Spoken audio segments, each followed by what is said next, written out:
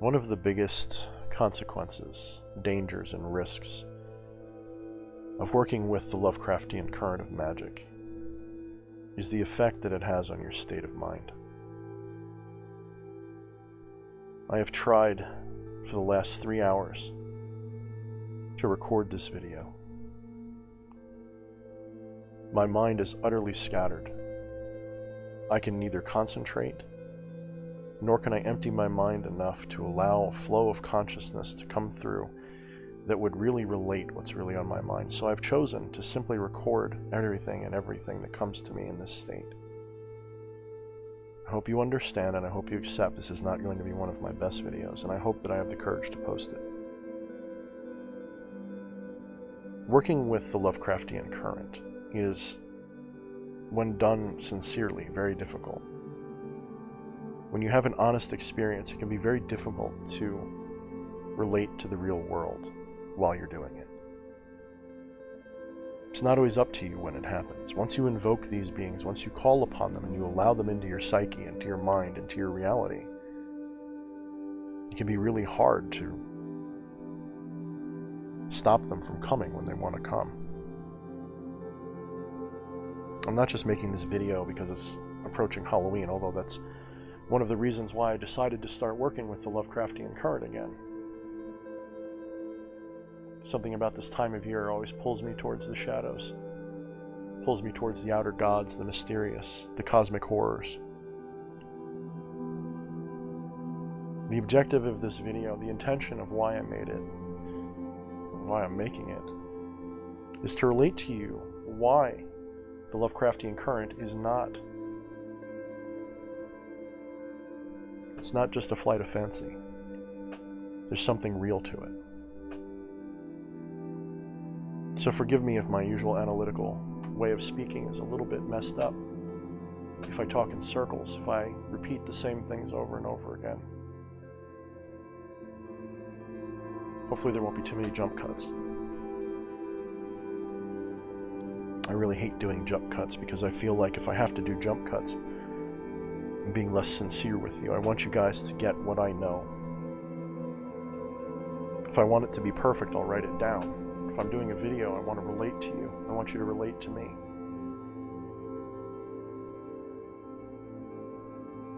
Some of you watching this video will of course be thinking, Lovecraftian magic, what the fuck is that? That sounds like fiction. Isn't that just a horror writer? What's your infatuation with this, Thorne? Wouldn't be wrong to question it. H.P. Lovecraft, obviously, is a horror writer. He wrote stories and fiction meant to scare and entertain people. But most of his best work came as a result of a nightmare which he extrapolated on and used for inspiration for a good story. Nyarlathotep, for example, was a nightmare that he had. And I recited that, I guess you'd call it a poem or short story, a couple of weeks ago as one of my last videos. It's a good story in its way, if you're able to get through what it's saying. It's speaking of a being that has otherworldly intelligence, sort of merges the impossible with the possible. Not quite magical, but treats science as magic. Nyarlathotep, at least in that story, is the epitome of the saying that a sufficiently advanced magic would be, a sufficiently advanced technology would be indistinguishable from magic.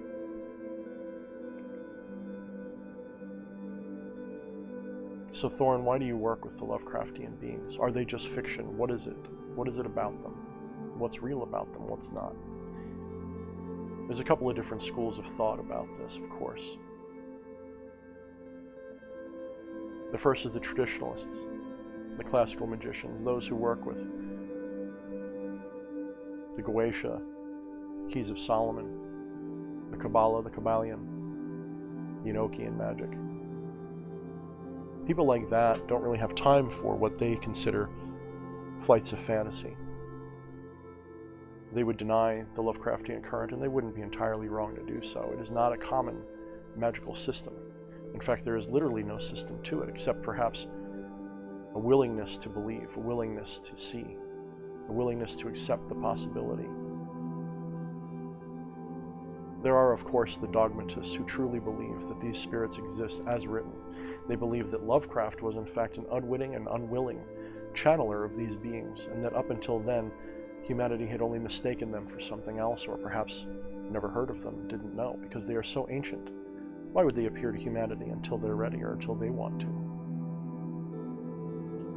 That is, of course, a large portion of Lovecraft's horror of what makes it work, is that humanity is so insignificant that these beings could go unheard of for the entirety of human history and then come crashing back to us somehow in some nefarious and nebulous story, some nefarious and nebulous event.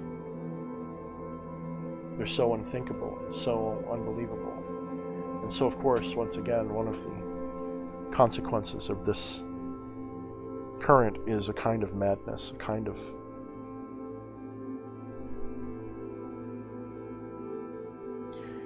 when you flirt so much with the impossible, the possible can become impossible, I suppose. You can lose sight of what possible means.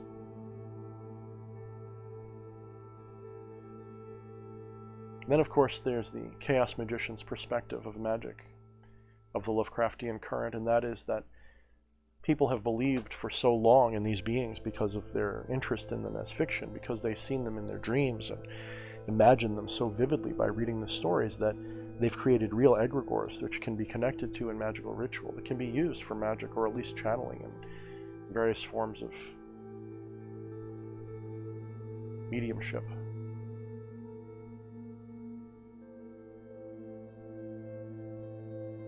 What if the truth was somewhere in the middle? What if the truth was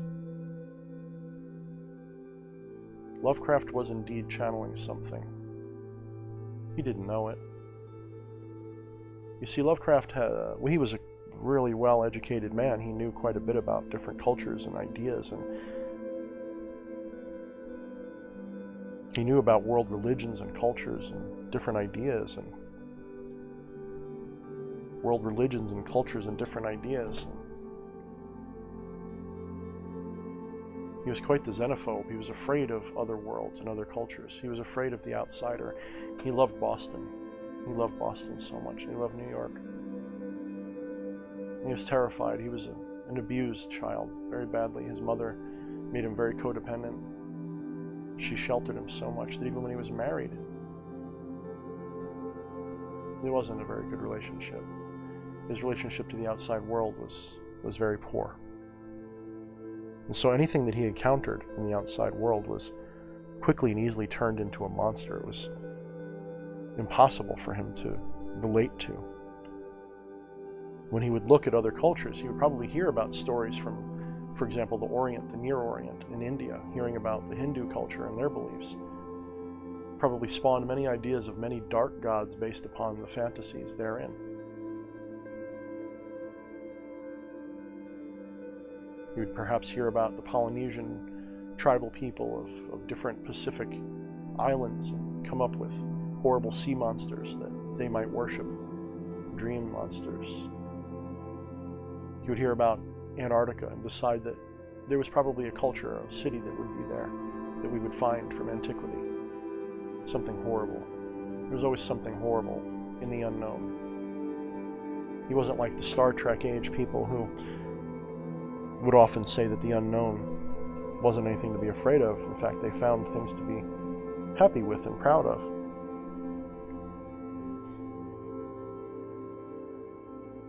They embraced the unknown in Star Trek, for example. Lovecraft feared the unknown, the dark spaces between. So what is the truth? What is the absolute truth? What if H.P. Lovecraft was seeing something very fundamental about reality, certain archetypes? What if his dreams were telling him something fundamental? What if he unknowingly, unwittingly crafted for us archetypal masks, archetypal personalities? What if he personified ideas which are archetypal in nature so well that they've lasted with us? Despite being so absurd, they've lasted with us all this time.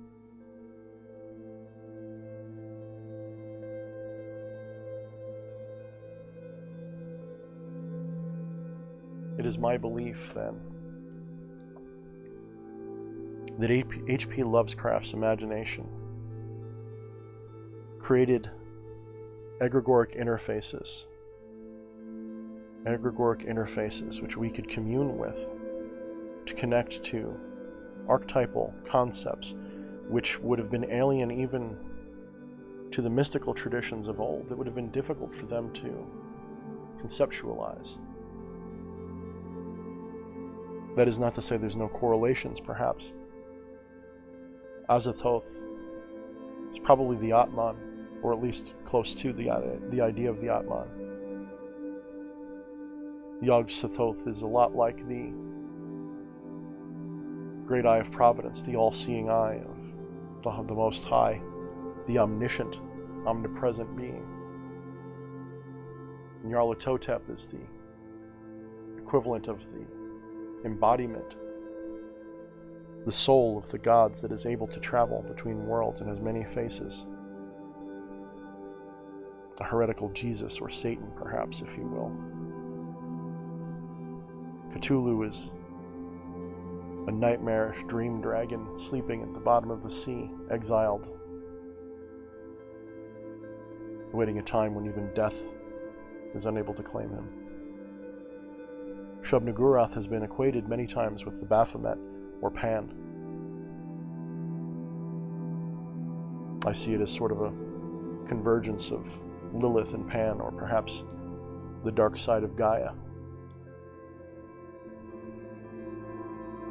So what are we talking about? What are the archetypes? So let's cut to the chase. What do we work with when we work with the Lovecraftian beings in magic? What are we really doing? We're conceptualizing an avatar for archetypal ideas. The archetypal ideas are the dreamer in the dream, the seer in the seen, the doer in the done. When we conceptualize all of these beings and the current of magic within, it can drive us a little crazy. It can make us a little nuts. It can take us from a place of rational thought and put us in a place of irrationality. And this has a lot of power in magic. You can go places you could never go in normal traditional magic. I talk a lot on this channel about the idea of the multiverse and going from universe to universe as part of your magical practice. I talk about how through using magical ritual you can travel from one reality to another. You can literally, and that is in fact perhaps the only way that magic manifests what we desire. Magic doesn't take the world that we know and reconfigure it for us. That would be wasteful. It would take so much energy to change the world. It'd be so much easier to just teleport our consciousness to another reality, wouldn't it? Kind of like Rick and Morty with the portal gun. Wouldn't it be easier to just teleport to a reality where the thing that you want is, rather than reconfigure the whole universe to match your will? So much more efficient. And magic is always efficient. I'm convinced of that. It's one of the reasons why magic manifests in such rational ways most of the time, which is why, though miracles do occasionally seem to happen, they can almost always be explained when they're really tested.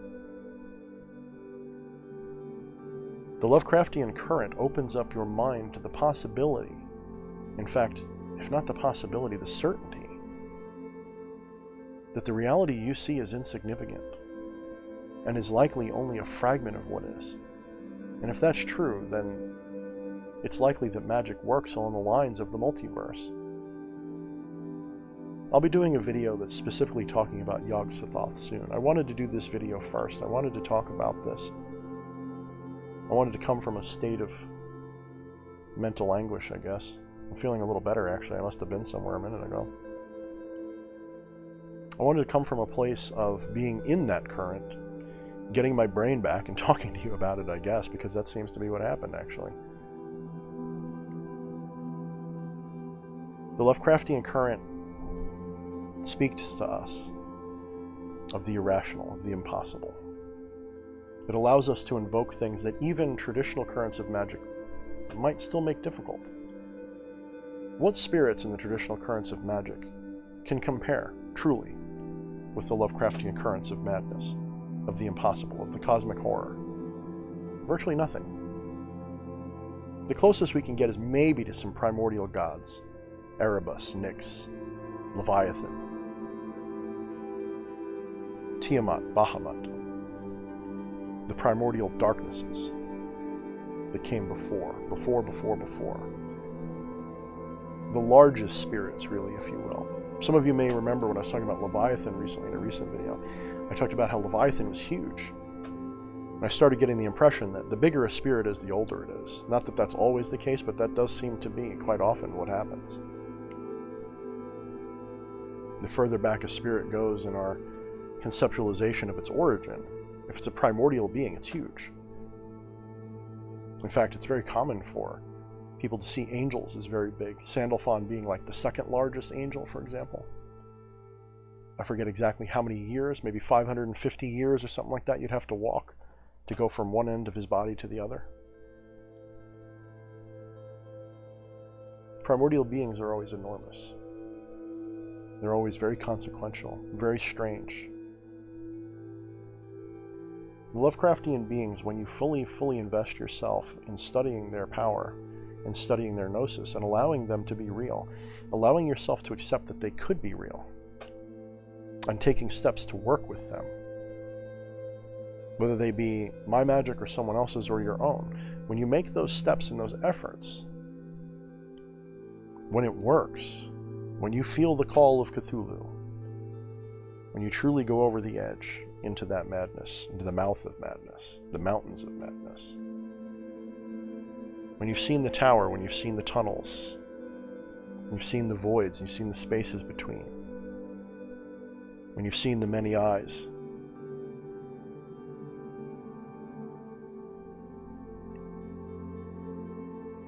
it's really hard to stay connected to the real world. And this makes moving between worlds that much easier. That makes working with magic a little bit easier because you don't feel this strong attachment to what you see as real. You realize that all around you, lurking in the spaces between, there are eyes watching you. Tentacles reaching out and touching you. Slithering things, crawling things. There's an infinite number of dimensions, an infinite number of worlds, a multiverse of impossibility all around you. Every inch of space is taken up by this. There is no emptiness, there is only possibility, and every possibility is true, has happened, and is happening. The most grotesque and the most beautiful exists around you at all times. It is within you and without you. And to beings of those worlds, you are just as grotesque and beautiful. And seeing all of these worlds at once is maddening. It's just a single block of potential. It makes no sense. You might as well be looking at an opaque wall, at blackness itself. The void, quite literally. And that is the spaces in between in which the Lovecraftian entities exhibit their presence, where they exist. It's in the void, it's in the impossible realms. They shouldn't exist. The void shouldn't exist. The void is a place of total paradox of what is and what is not, both together and all at the same time happening. You probably heard that.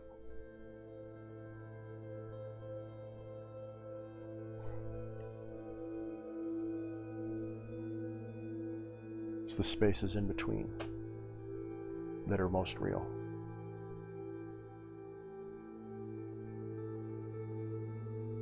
Anyway, guys, I apologize if this video was a little bit crazy. I assure you I'm not on any chemicals. I've done nothing more than sit here and meditate on the subject for a little while, trying to formulate my thoughts. I've shot this video several times. Perhaps 100 times. I don't even know anymore. I'm still not even sure I said what I wanted to say. I probably didn't. I wanted to make a rational argument about why you can work with these spirits and what they mean.